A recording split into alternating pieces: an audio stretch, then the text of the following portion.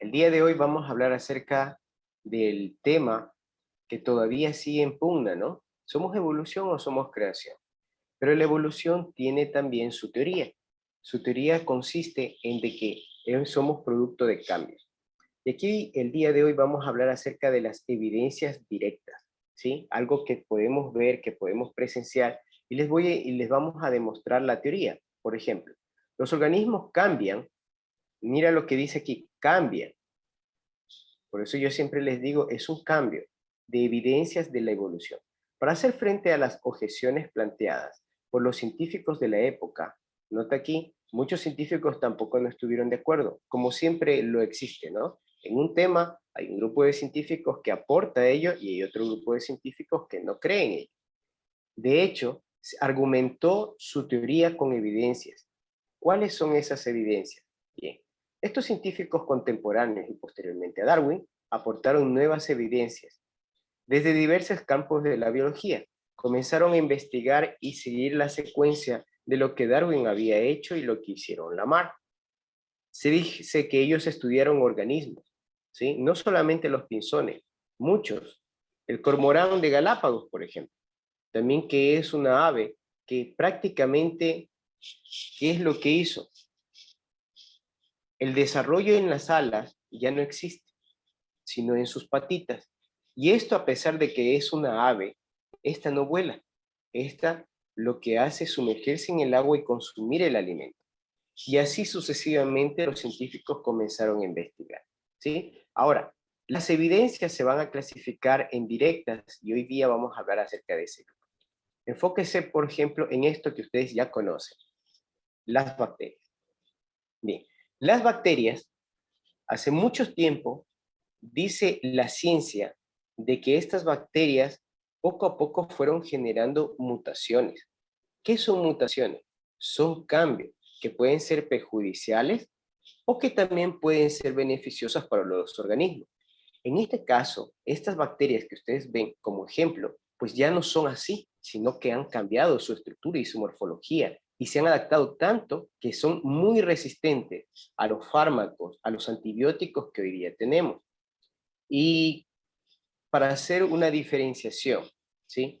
¿Saben cuánto tiempo cambian, se reproducen las bacterias? Cada 17 horas.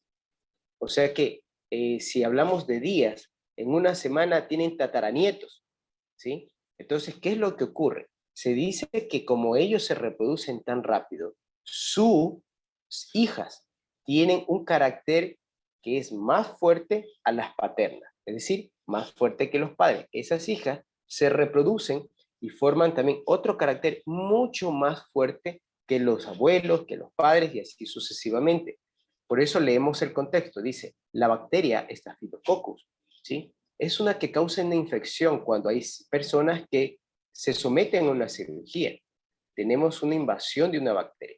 Pero después, en 1943, se dice que la ciencia comenzó a contraatacar y apareció la penicilina, ¿sí?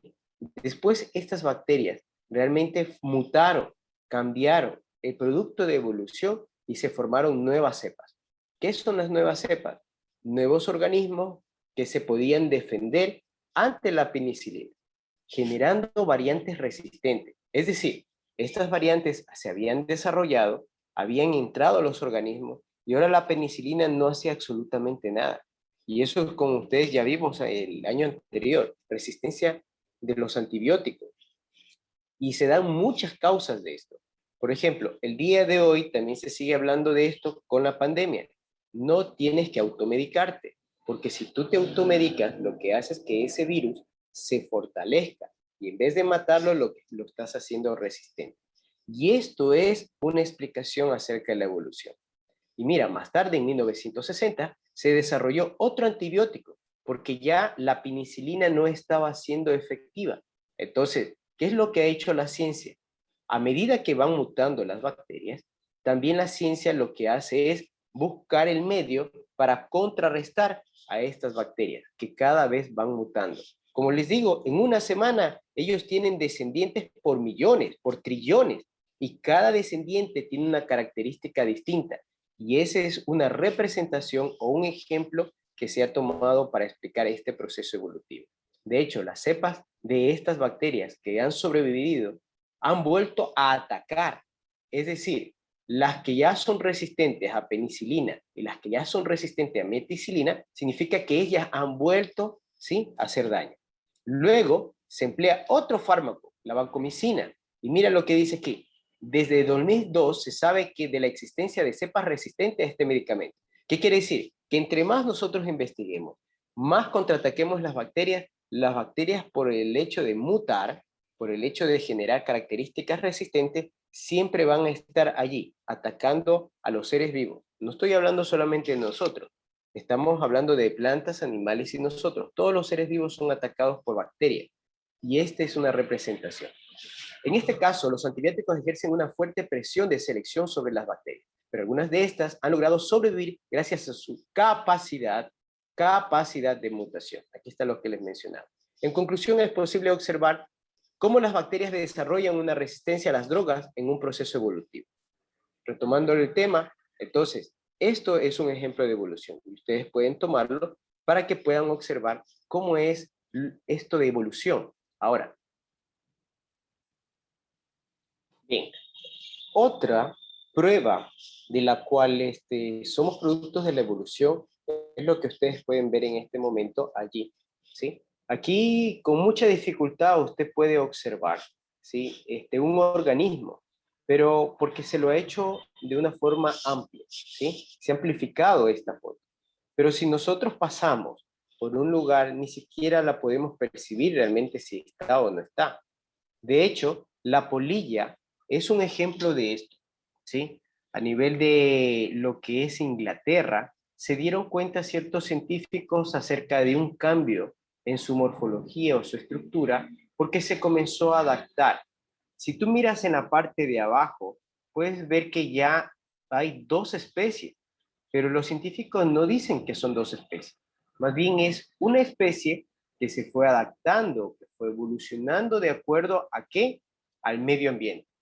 No necesitaba, necesitaba ocultarse de sus depredadores, como dijo el compañero, por lo cual vio la necesidad de hacer un cambio dentro de su cuerpo.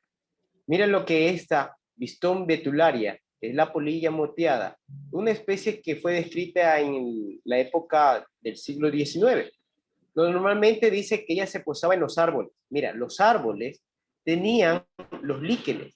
Los líquenes son como un color blanquecino. No sé si tú te has dado cuenta que a veces en casa tenemos árboles y se pegan, ¿sí?, los líquenes. De hecho, le daban una coloración muy clara. Entonces, ¿qué pasaba? Esta polilla se posaba dentro de esos árboles que tenían líquenes. Pero, ¿qué ocurre? Con el aparecimiento de la industria, del dióxido de carbono, del uso de combustible, ocurrió un cambio. Dice, noten aquí, era prácticamente invisible para los depredadores como las aves anteriormente, pero en 1845 se encontró un ejemplar con coloración oscura. En la parte B, mira aquí, yo lo estoy enseñando con el mouse, en el centro industrial de Manchester. Debido a la industrialización en Inglaterra, las partículas de humo, ¿sí?, ¿qué pasaba? Quedaban sobre la superficie, lo que hacía que mataban los líquenes. Es decir, esta partecita blanca que tú ves aquí se destruía y quedaba desprotegido, o prácticamente la corteza del árbol ahora se la veía. ¿Y qué pasaba? Tomaba una coloración oscura. ¿Qué es lo que dicen los científicos? Obviamente, esta polilla, para poder sobrevivir, para poderse adaptarse y reproducirse, cambió de color. Mira aquí dice, las partículas de humo que quedaban sobre las superficies comenzaron a contaminar, matando los líquenes y dejando desnudos los troncos de los árboles, que también tomaron la coloración negra. ¿Qué pasó con los individuos? Bien, los individuos oscuros comenzaron a aumentar mientras que los claros disminuían. Y esto ustedes ya saben la razón. ¿Por qué? Aquí está un ejemplo. La coloración, es decir, un cambio en el ADN de esta polilla, lo que hizo el cambio dentro de sus alas. No solamente sus alas, sino todo su cuerpo, ¿sí? La coloración clara era mimética en los troncos con líquenes, es decir, coloración blanca, como ves aquí. En tu libro también está, ¿sí? No se los podía observar, por lo cual el depredador no atacaba a la especie blanca, sino a los que podía identificar que eran las negras. Pero a medida que fue cambiando la industria, ¿qué ocurrió? Ya el tronco se iba desprotegiendo de líquenes, se quedaba el tronco oscuro y los que comenzaron a reproducirse más fueron las de la coloración negra, como tú ves aquí, ya comenzaron a aumentar. Aquí, en el ejemplo B, ¿qué pasó con las blancas? Comenzaron a desaparecer, porque fueron blancos perfectos para ¿quiénes? Los depredadores. Sucesivamente, como ya se había destruido prácticamente todos los líquenes, los árboles quedaron desprotegidos. Ahora, ¿quién crees que se reproducieron según la evolución? Obviamente las de color negro. Y fueron desapareciendo poco a poco. Ahora les cuento algo, les voy a poner un ejemplo o un video donde se habla acerca del tema y ustedes verán que la evolución continúa, ¿sí? Así que esto es un proceso de la evolución y estas son llamadas evidencias directas. Bien chicos, Profe, regresamos al otro Zoom. que no se sabe cortar